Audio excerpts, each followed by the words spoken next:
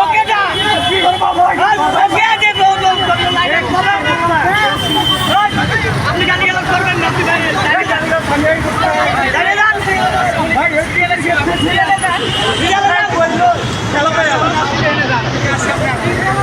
Petrol line আলাদা petrol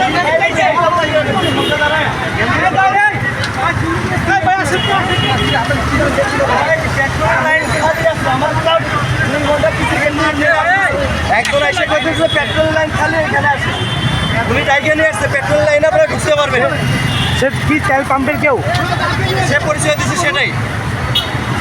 তিনি তো বললো না যে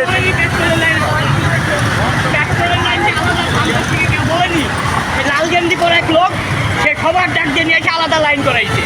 এটা হলো মেন ঘটনা। আমরা 2 ঘন্টা যাবো টোকে আর এরা লাইন ভঙ্গ করে তেল নেবে পেট্রোলের লাইন আলাদা পেলে।